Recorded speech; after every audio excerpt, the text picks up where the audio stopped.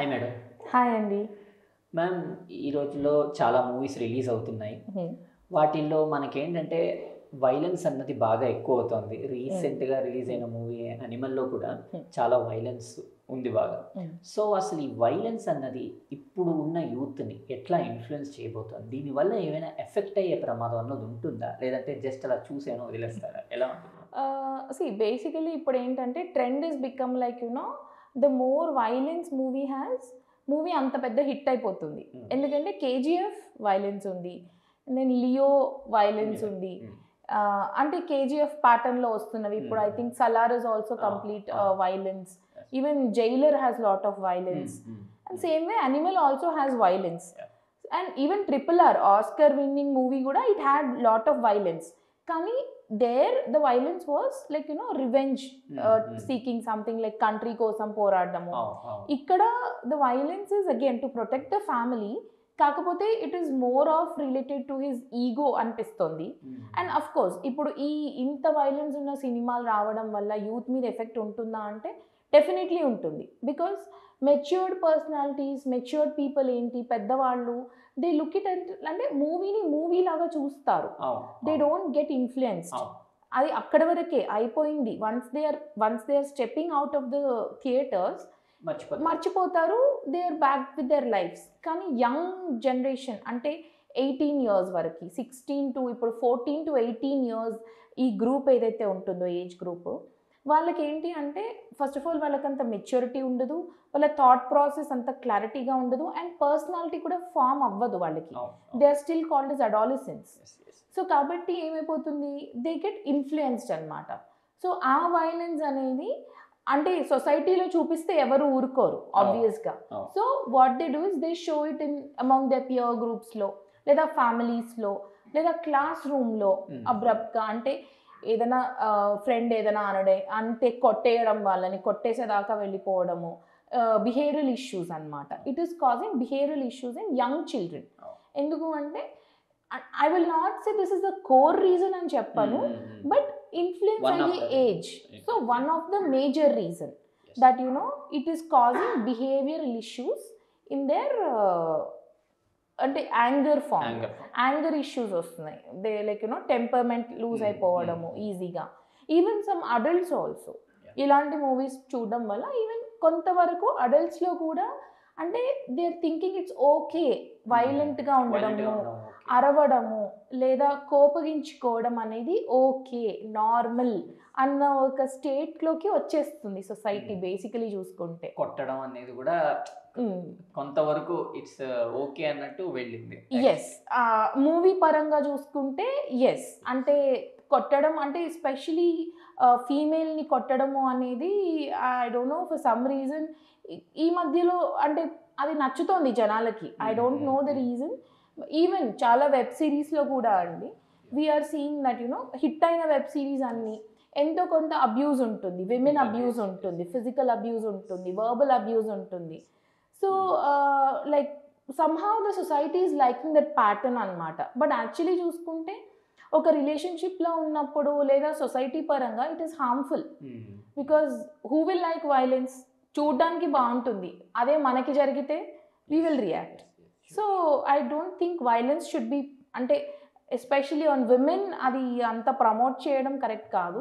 Otherwise also కొంచెం violence తగ్గించి message oriented movies ఇవ్వడం బెటర్. ఇప్పుడు దంగల్ మూవీ ఉంది. సో ఇట్ ఈస్ లైక్ అందులో వైలెన్స్ ఉంటుంది, ఎక్కడ ఓన్లీ స్పోర్ట్లో ఉంటుంది. వాళ్ళు ఆడే గేమే Dangal, it is all related to fight. కానీ ఆ స్పోర్ట్లో లేనంతసేపు ఆ అమ్మాయి ఎంత డిసిప్లిన్డ్గా ఉంటారు, ఆ పిల్లలిద్దరు ఎంత డిసిప్లిన్డ్గా ఉంటారు, లేదా వాళ్ళ ఫాదర్ వాళ్ళని ఎలా ట్రైన్ చేశాడు, ఎలా మోటివేట్ చేశాడు. సో అలాంటి మూవీస్ కూడా మోటివేషనల్ మూవీసే. అలాంటి మూవీస్ చూసి కూడా people like they went in to wrestling, వాళ్ళు ఏదో సాధించి. Because Dangal is I think it's a real story. Even Guru కూడా like where she's in to boxing. So violent games అయినా కూడా వాళ్ళ స్పోర్ట్ వచ్చేసి వైలెంట్ స్పోర్ట్ అయినా కూడా మెయిన్ టార్గెట్ వచ్చేసి వాళ్ళ బిహేవియర్ మీద, డిసిప్లిన్ మీద, కన్సిస్టెన్సీ మీద ఫోకస్ చేశారు.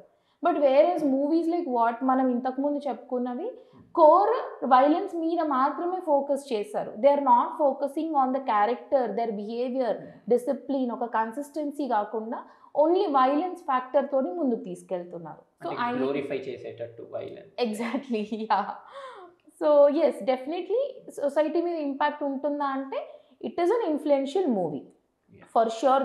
All these movies are influential movies and అది ఎంతో కొంత ప్రభావం ఉంటుంది. If not now also I'm telling you probably few years later మనకు అలాంటివి అంటే ఇలాంటి ప్యాటర్న్లో జరుగుతున్న వైలెన్స్ న్యూస్లోకి వచ్చే ఛాన్సెస్ ఉంటాయి. Because we saw no Athadu some movie చూసి ఎవరో ఒక ఆవిడ crime please disconnect this no I mean you will edit right. మీరు కట్ అంటే కట్ చేసేస్తాం మేము problem. Yeah okay okay fine. Yeah so ఇప్పుడు మీరు చూసుకుంటే even Athadu movie not Athadu some movie Ram Charan the Allu Arjun the faces మార్చేసే movie Yevadu yeah yeah. So ఆ movie చూసి యాజ్ ఇట్ ఈస్ గా ఇంప్లిమెంట్ చేసిన ఒక కేసు కూడా మనం న్యూస్ లో చూసాము. So she had extra marital affair. So వాళ్ళ హస్బెండ్ ని చంపేసింది. She replaced husband's face to boyfriend's face. అది న్యూస్ లో కూడా వచ్చింది, చాలా వైరల్ అయిపోయింది. అంటే ఈ లెవెల్ ఆఫ్ క్రైమ్స్ జరగడానికి కూడా I'm not say complete society అంతా అలా ఉండదు, బట్ ఎక్కడో దట్ 1 or 2% ట్రిగర్ ఉంటుందండి, ఖచ్చితంగా ట్రిగర్ ఉంటుంది. అండ్ యాంగర్ అంటే వైలెంట్ని ప్రమోట్ చేయడం వల్ల యూత్లో ఖచ్చితంగా యాంగర్ ఇష్యూస్ అనేవి వస్తాయి, ఎమోషన్స్ మీద కంట్రోల్ అనేది ఉండదు. So it is definitely an influential movie. అంటే ఇప్పుడు ఇది యూత్ ఎలా చూడాలి మేము, అంటే ఇది బుర్రకెక్కించుకోకుండా న్యూట్రల్గా ఎలా ఉండాలి? మనం మాట్లాడుతుంది ఈ అడాలసెంట్ గ్రూప్ అండి. వాళ్ళకంత తెలీదు, అంటే అది వాళ్ళ తప్పు కాదు.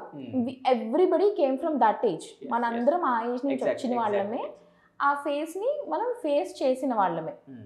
సో ఎక్కించుకోవద్దు అని చెప్పిన ఆ ఏజ్ గ్రూప్ వాళ్ళకి అవి పని చెయ్యవు ఆ మాటలు. It will not effect them. అలా అని చెప్పి మంచి మూవీస్ చూపించినా కూడా వాళ్ళ బుర్రకేం ఎక్కవు. Because bad attracts faster than good, that's a known fact. కాబట్టి డెఫినెట్లీ ఇన్ఫ్లుయెన్స్ అవుతుంటారు, కాకపోతే పేరెంట్స్ మానిటర్ చేసుకోవాలి.